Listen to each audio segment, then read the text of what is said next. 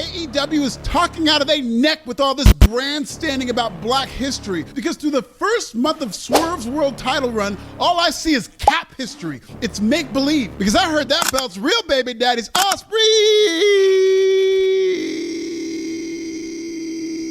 Don't make it Ospreay. In fact, the only type of black history I see with Swerve and AEW is history repeating itself. Because once again, a struggling wrestling promotion is turning to a black man as its last resort to borrow the strap during a slump until they heat up the top star they really want to push. Just like WCW did with Ron Simmons in '92, just like they did with Booker T in 2000.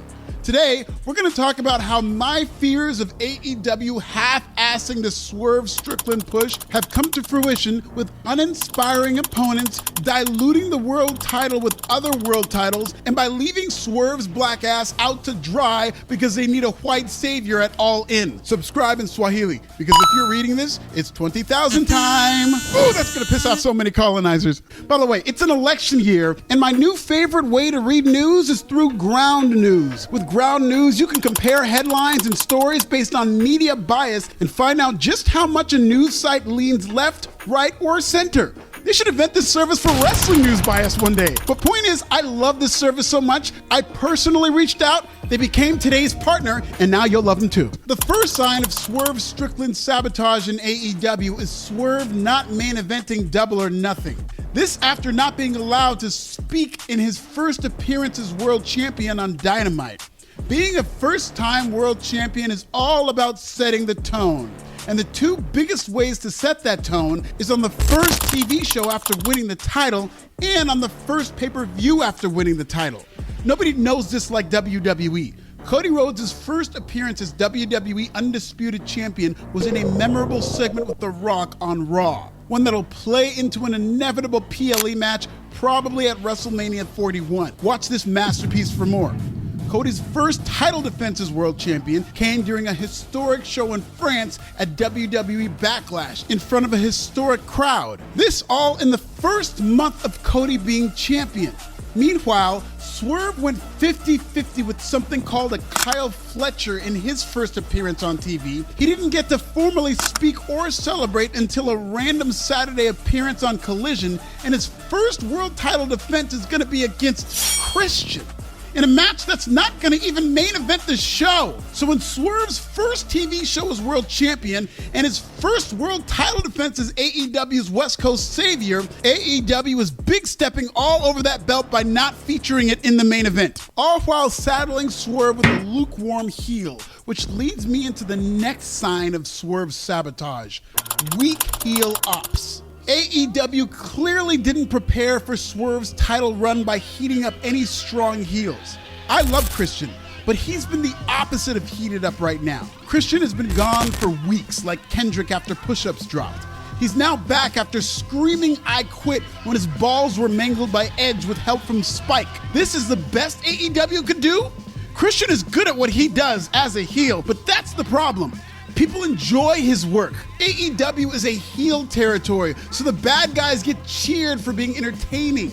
AEW desperately needs legitimate, money-drawing bad guys who piss people off. But when it comes to drawing money in 2024, AEW don't know nothing about that. 1 million viewers? Nothing about that. Booking top heels? Don't know nothing about that. Tony Storm, who's thicker than BBL Drizzy, is supposed to be one of the biggest heels in AEW. But AEW fans don't know nothing about that. And no, Sky Blue, I'm not objectifying Tony Storm. I'm objectifying BBL Drizzy with that thick Hebrew booty.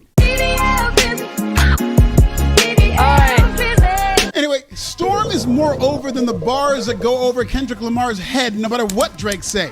In fact, Tony Storm is so over, she said she didn't give a shit about Serena Deeb's seizures and got cheered for it. Despite being a heel, Tony won a Wrestling Observer Award from the AEW audience for Best Gimmick. And do you know who was number 2?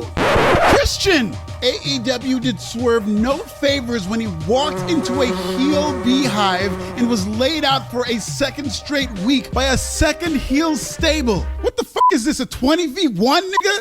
This week's Dynamite made Swerve, the alleged top babyface, look silly. And the storytelling suggests Prince Nana may have had something to do with this. I swear to God, if they break up Swerve and Nana, it's no longer sabotage. It's just AEW showing off. Don't make me unfollow you, Nana. Instead of Prince Nana, it'll be more like Prince Na Na Na Na. With all due respect to the Mogul Embassy, these are not the murderer's row of heels Swerve should be feuding with to build up his title run. All while AEW is building up Samoa Joe through squash matches and vignettes. Why, you ask? Probably so he's red hot as a heel by the time Ospreay is world champion. God, all this wrestling talk is starting to depress me. Let's pick up the vibe a little with some real sports talk, shall we? So you did the coach of UConn was there. Yeah. Yeah, Joe Henley? I'm being an idiot now. I should know his name. Dan Hurley. I am the resident sports guy on the show. I don't even pay attention. Meltzer, shut your old ass up and tap your thumbs, nigga. Swerve won the AEW World Championship just in time for Jon Moxley to bring the more prestigious IWGP World title into the territory and defend it on that same main event that Swerve was excluded from. As if there weren't too many belts in AEW already. In fact, all these belts in AEW is yet another dynamic in Jacksonville that detracts from Swerve being a world champion. Did you know each of the trio's champions now has 3 belts apiece? It's like AEW heard all of my criticisms of them having too many belts and added even more. Why is AEW trolling me? Aren't they tired? It's one thing if there was a brand split and Mox defended his IWGP title strictly on Collision or something. But Moxley is arguably AEW's biggest star right now. And the fact that he gets to have a world title too on the same show as Strickland undervalues Swerve as AEW's top champion, especially in his first singles title run. You could argue AEW is doing a better job booking Edge as TNT champion as he feuds with the House of Black. AEW's big 3 right now in terms of champions is Moxley, Edge, and Swerve. In that order. But Swerve needs to be in Tony Khan's office right now talking about motherfuck the big 3. Nigga, it's just big me. Bum! The number 2 sign of Swerve sabotage are the Young Bucks.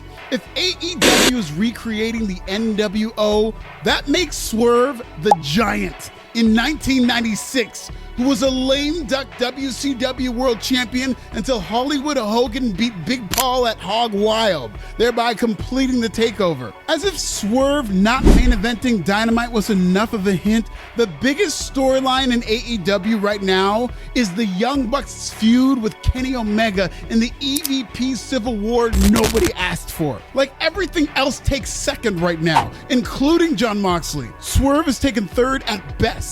The AEW World Championship is finally blacker than the Just for Men and Dave Meltzer's hair, but like an African American, the AEW title is being treated like a second-class citizen right now. Go figure. And the number 1 way AEW is undercutting Swerve's world title reign is, you guessed it, Will Ospreay. Sing it with me. Ospreay just opened his mouth. Somebody give him an Observer Award. Ospreay's caught a lot of strays on this app, but not for anything he personally did, and more so because he represents the great white hope that'll also signal the end of Swerve's title run.